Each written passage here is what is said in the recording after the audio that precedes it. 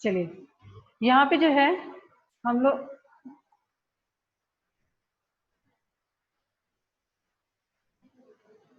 क्या है,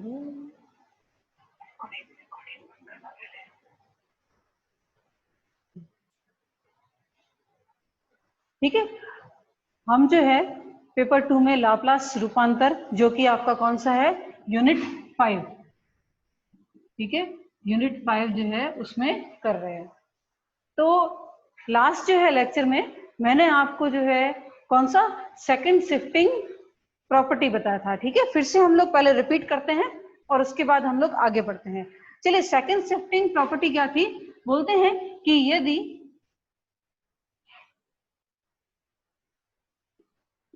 यदि लाप्लास एफटी का लाप्लास ट्रांसफॉर्म एफएस है, ठीक है, L F T is equal to F S है, तो हम लोग क्या करेंगे, इस एफ टी को लेकर एक नया फंक्शन जो है वो परिभाषित करते हैं, जहां पे एफ जो है एफ ऑफ टी माइनस ए कब होगा, जब ये टी का मान जो है वो ए से बड़ा होगा, ठीक है, और ये 0 होगा जब इस टी का मान जो है वो इस ए से छोटा होगा। तो इस फंक्शन हमारा जी टी का लाप्लास ट्रांसफॉर्म क्या होता है, लाप्लास ट्रांसफॉर्म में जो है चरघातांकी फलन आ जाता है, e की पावर माइनस एस ए आ जाएगा और यहाँ पर आ जाएगा एफ एस। यहाँ पे एस भी लिखते हैं, पी भी लिखते हैं, आप चाहो तो एस भी लिख सकते हो, पी, लेकिन कहीं कहीं पे थ्योरम में जो है, यहाँ पे किताब में जो है एस लिखा हुआ है और उसके बाद क्वेश्चन में जो है वो पी से भी सॉल्व किया हुआ है, ठीक है। तो यहाँ पे कोई कंफ्यूजन नहीं है कि यहाँ पे एस है, वहां पे पी जो है जस्ट आपका एक क्या है, प्राचल है, और एस भी क्या है, एक प्राचल है। तो यहाँ पे देखिए ये इस तरह से जो है सेकंड शिफ्टिंग प्रॉपर्टी आपकी काम करती है। अब देखिए ये कैसे करेगी, चलिए क्वेश्चन करते हैं। यहाँ पे आपके यूनिवर्सिटी में क्वेश्चन पूछे हुए हैं। क्वेश्चन ये है कि लाप्लास रूपांतर ज्ञात कीजिए, लाप्लास रूपांतर ज्ञात कीजिए, ठीक है। लाप्लास रूपांतर किसका, हमें एफ टी जो है वो इस तरह से दिया हुआ है कि F T cos T minus 2π/3 यदि t जो है 2π/3 से बड़ा हो और 0 जब t जो है वो 2π/3 से छोटा हो, ठीक है। तो अब देखिए कंपैरिजन करते हैं। कंपैरिजन करने से यहाँ पे a की वैल्यू कितनी है, a की वैल्यू आपकी 2π/3, ठीक है। तो सबसे पहले जो है सिंपल, अगर आपका एफ टी होगा तब उसका लाप्लास रूपांतर क्या है वो ज्ञात कर लेते हैं। तो हम जानते हैं कि L cos AT, L cos AT, इसका लाप्लास रूपांतर क्या होता है कि हम लोग जो है S में लिखते हैं S upon S square plus A square, ठीक है। L cos AT is equal to S upon S square plus A square. अब जो है यहाँ पे जबकि a की वैल्यू कितनी है 1, तो L cos t का जो है लाप्लास रूपांतर क्या हो जाएगा, s upon S square plus 1, ठीक है, ये हो जाएगा s upon S square plus 1, ठीक है। अब जो है L of cos t minus 2π/3 का लाप्लास रूपांतर जो है वो क्या होगा, यहाँ पे जस्ट हमें क्या करना है कि e की पावर जो है माइनस s यहाँ पे s और a कितना है यहाँ पे 2π/3, तो e की पावर माइनस 2π/3s और गुणा में s अपान एस स्क्वायर प्लस 1। तो देखिए इस तरह से जो है यहाँ पे सॉल्व किया हुआ है। देखिए यहाँ पे जो है आपकी सेकंड शिफ्टिंग प्रॉपर्टी मैंने लिखी है, उसी के ऊपर बेस मैंने यहाँ पे ये क्वेश्चन लिखा है, ठीक है, सेम किया है। सबसे पहले जो है हमें किस तरह से दिया हुआ है कि cos t माइनस 2π/3 जब t की वैल्यू 2π/3 से बड़ी हो और 0 जब t की वैल्यू 2π/3 से छोटी हो, ठीक है। तो जनरली जो है लाप्लास रूपांतर cos AT का क्या होता है, s upon S square plus A square होता है। ठीक है, ये होता है। तो यहाँ पे जो है देखेंगे कि t का गुणांक कितना है, यहाँ पे तो कोई भी संख्या नहीं, एक, तो t का गुणांक यहाँ पे एक है, तो ये हो जाएगा s upon S square plus 1। ठीक है, तो Laplace transform of cos t minus 2π/3 क्या हो जाएगा ये, यानी कि यहाँ पे जो है हम लोग लिखेंगे Laplace transform of F T, जो कि हमें ज्ञात करना है e की power 2π/3 s upon S square plus 1। ठीक है, सिमिलरली यहाँ पे जो ये यूनिवर्सिटी का ही क्वेश्चन मैं कर रही हूँ और दूसरा भी क्वेश्चन कर रही हूँ, वो भी यूनिवर्सिटी का ही है। बोलते हैं क्वेश्चन ये है कि एल एफ टी ज्ञात कीजिए जहां जहां एल एफ टी जो है वो इस तरह से परिभाषित है। सबसे पहले जो है यहाँ पे साइन t माइनस π/3, जब t की वैल्यू जो है वो π/3 से बड़ी हो, और 0 जब t की वैल्यू π/3 से छोटी हो। ठीक है, मैं एक एक हमने प्रॉपर्टी की है, उस हिसाब से जो है उसके हम लोग क्वेश्चन भी करते जा रहे हैं साथ में। आप देखिएगा कि जो भी अगर आप बाद में जो है वीडियो देखे होंगे तो उसमें प्रॉपर्टी है, उसके बाद उसके लगते जो है वो क्वेश्चन है। तो यहाँ पर जो है सबसे पहले जो है हम लोग साइन AT का जो है लाप्लास ट्रांसफॉर्म लिख लेते हैं, जो कि होता है e upon S square plus A square. यहाँ पे देखेंगे कि t के साथ जो है क्या है, 1 है, तो ये क्या हो जाएगा, यहाँ पे L sine t is equal to हो जाएगा 1 upon S square plus 1, S square plus 1।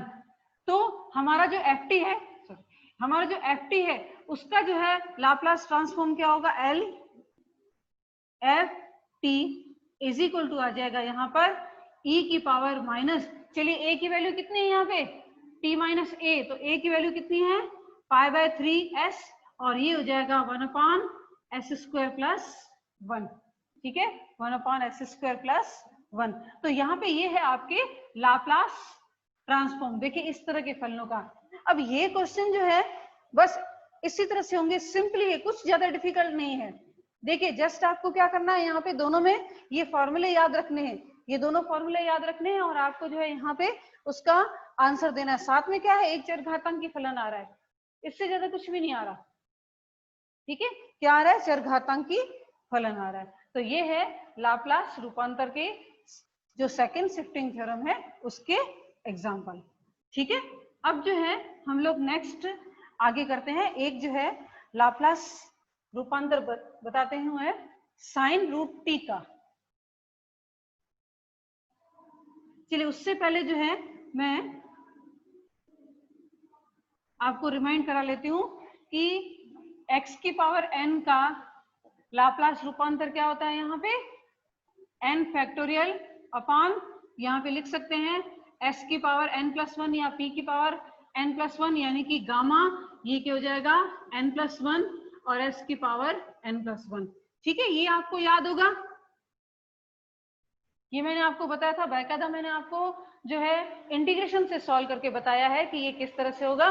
ठीक है, तो अब जो है इसी का उपयोग करते हुए हम लोग जो है क्वेश्चन ये है जो पिछले साल पिछली बार जो 19 में भी पूछा गया था,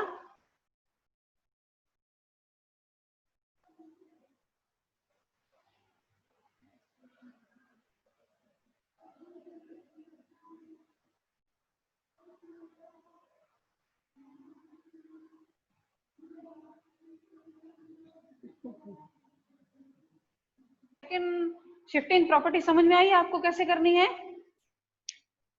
समझ में आई कैसे करनी है। ठीक है, तो सेकंड जो है शिफ्टिंग प्रॉपर्टी में जो है क्या है कि यहाँ पे जो है फंक्शन जो है किस तरह का दिया होता है कि एक जो है एक कोई चर होता है।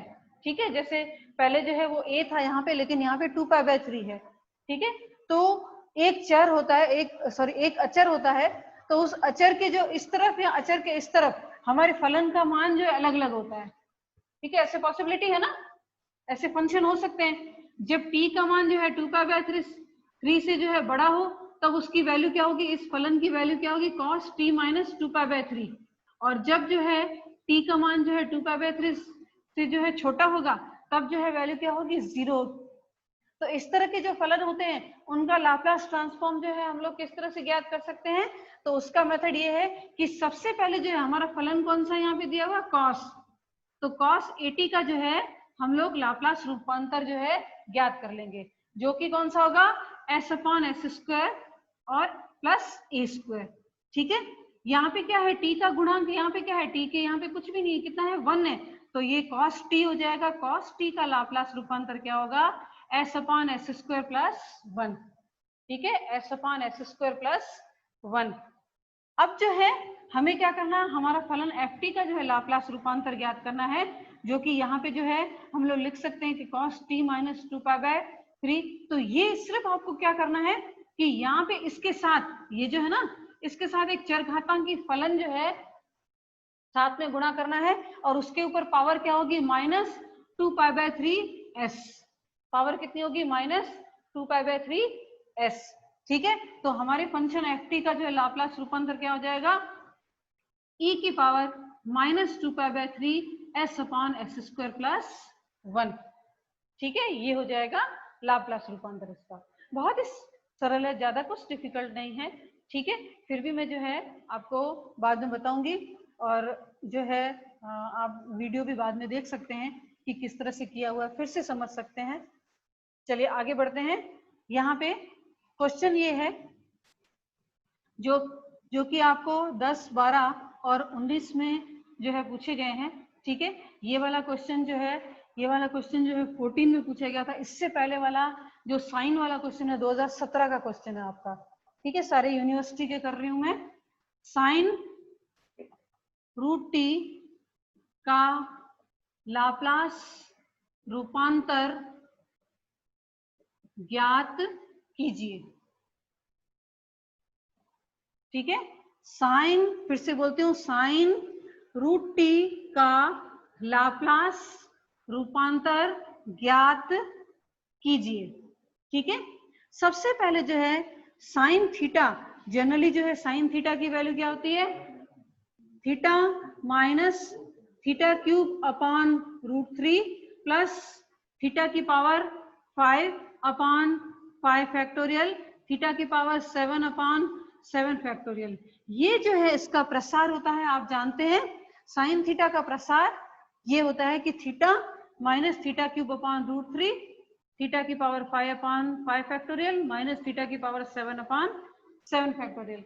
ये आपने जो है पहले पढ़ चुके हैं। यहाँ पे जो है हम लोग क्या करेंगे, साइन √t यानी ये हो जाएगा √t, फिर जो है माइनस यहाँ पे जो है हो जाएगा कि t की पावर 3/2 अपॉन 3 फैक्टोरियल प्लस यहाँ पे हो जाएगा t की पावर 5/2 अपॉन 5 फैक्टोरियल और यहाँ पे माइनस t की power 7/2 upon 7 factorial and so on. ठीक है, अब जो है इसका लाप्लास रूपांतर जो है, देखिए कोई भी जो है x है उसकी पावर अगर n है उसका लाप्लास रूपांतर क्या है, n फैक्टोरियल अपॉन s की पावर n+1 या p की पावर n+1, p या s कुछ भी लिख सकते हैं। तो n फैक्टोरियल को हम लोग किस तरह से लिख सकते हैं, गामा n+1, ये हमने फर्स्ट ईयर में सीखा है। इसको किस तरह से लिख सकते हैं, गामा n+1। तो चलिए यहाँ पे जो है L of sine √t is equal to, अब मैं एक एक का अलग लिख लेती हूँ कि L ऑफ x की पावर 1/2 माइनस 1/3 फैक्टोरियल बाहर आ जाएगा, L ऑफ x की पावर 3/2 और प्लस 1/5 फैक्टोरियल बाहर आ जाएगा और L ऑफ t की पावर 5/2। ठीक है, एंड सो ऑन। इतने लिखे स्टेप मैंने यहाँ पे 1, 2, 3, आगे और बताती हूँ किस तरह से करना है यहाँ पे। चलिए अब जो है हमारा जो फॉर्मूला है उसका हम लोग यहाँ पे यूज करते हैं, ठीक है। चलिए पहला क्या है, टी की पावर कितनी है, 1/2 है, ठीक है। टी की पावर 1/2 है तो क्या क्या आ जाएगा, 1/2 + 1 यानी कि गामा, यहाँ पे आ जाएगा पहला ही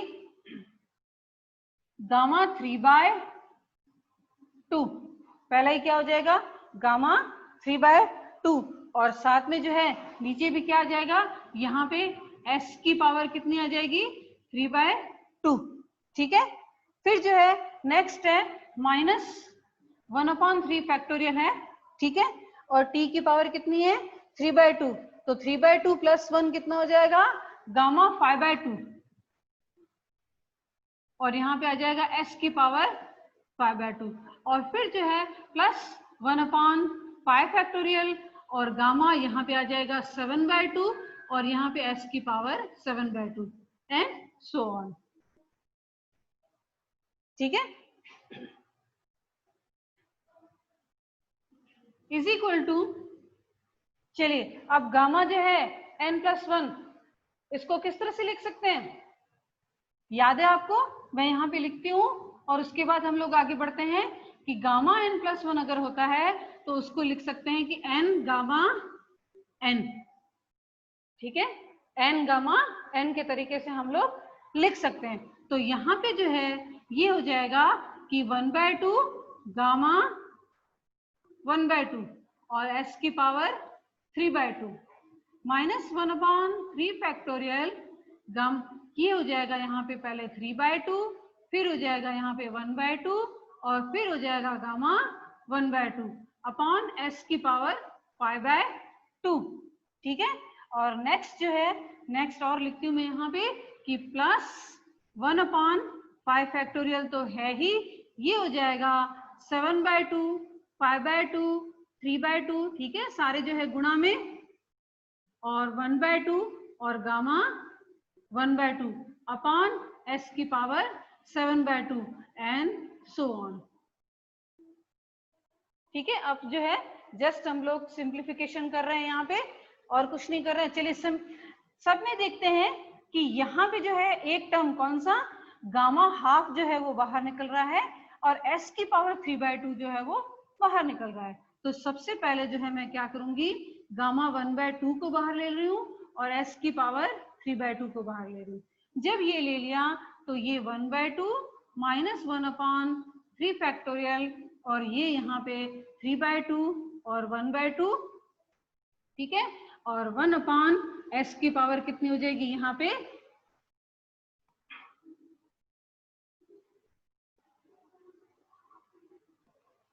ठीक है, क्योंकि देखिए s की पावर 3/2 बाहर निकला तो यहाँ पे कितना रहेगा, 5/2 में से कितना ही रहेगा, सिर्फ s रहेगा, ठीक है, सिर्फ s रहेगा। नेक्स्ट टर्म में हम लोग लिखते हैं 1/5 फैक्टोरियल, यहाँ पे जो है क्या आ जाएगा कि 7/2 गुणा में 5/2, ठीक है, 7/2 5/2,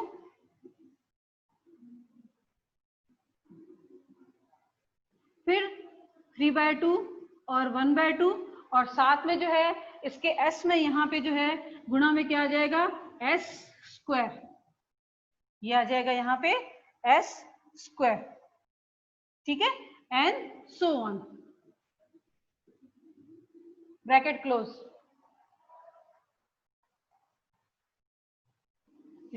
इज इक्वल टू, देखिए 1/2 भी बाहर आ रहा है सभी में से, ठीक है, यहाँ पे जो है 1/2 जो है सभी में से बाहर आ रहा है, ये 7/2 तो 7, यहाँ पे 7/2 नहीं आएगा क्योंकि उससे नीचे करते हैं, सॉरी, 5/2, और ये आ जाएगा 3/2 और 1/2 और 1/, यहाँ पे हो जाएगा s², क्योंकि 7/2 तो है ही, उसके नीचे वाला इसके छोटा 5/2 3/2 1/2 और गामा हाफ होगा। अब जो है 1/2 भी इसमें से कॉमन आ रहा है, तो गामा हाफ s की पावर 3/2 1/2 बाहर, 1/2 बाहर,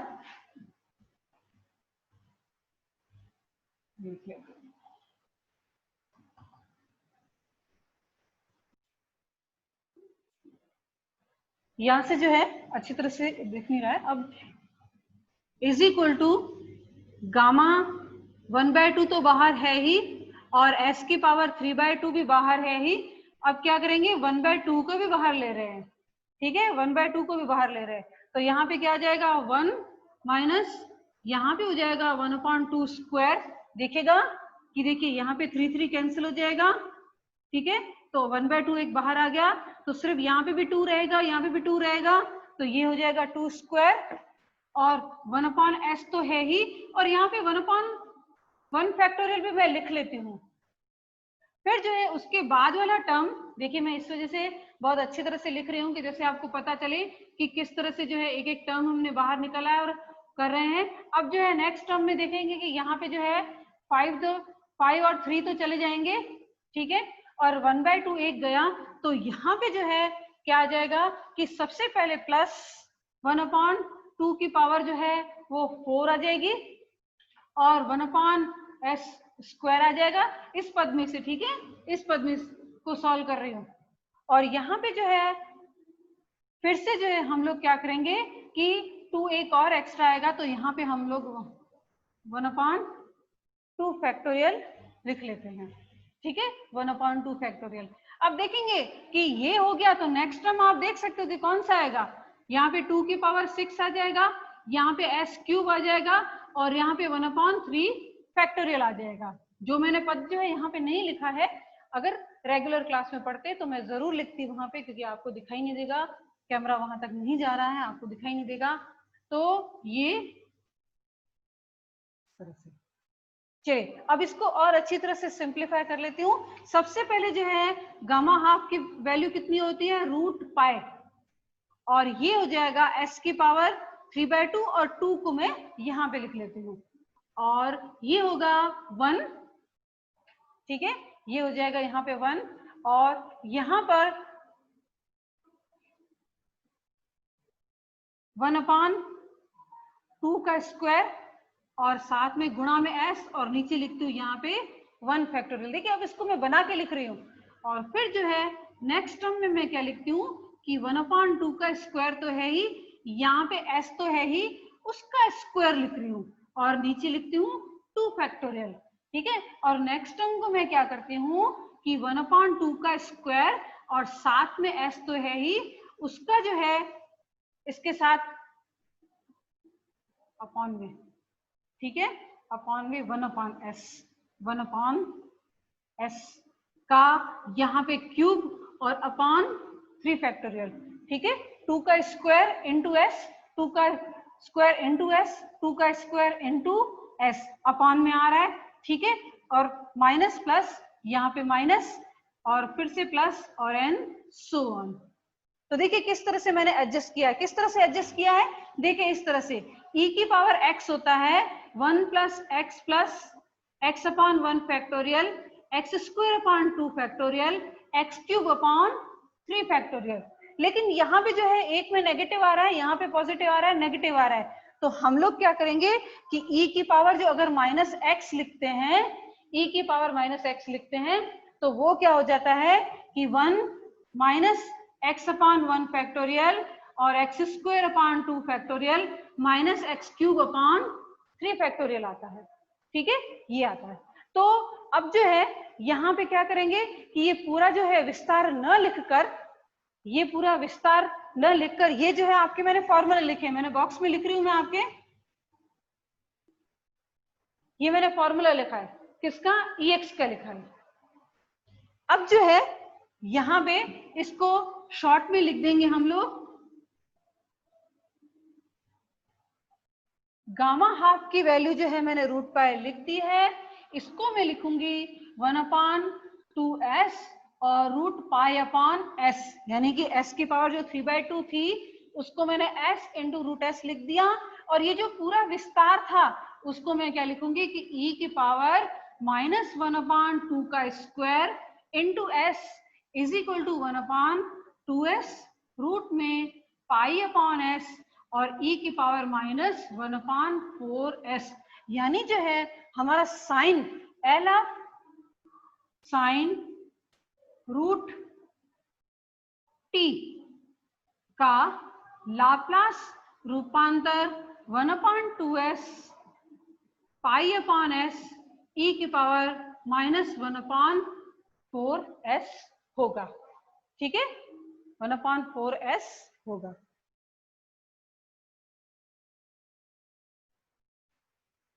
चलिए यहाँ पे जो है ये कंप्लीट हो जाता है। ठीक है, तो अब जो है मैं अभी सभी को जो है अनम्यूट करती हूँ। आप जो है जो भी हो क्वेश्चन पूछ सकते हैं। ठीक है, जिसको भी पूछना हो पूछ सकते हैं।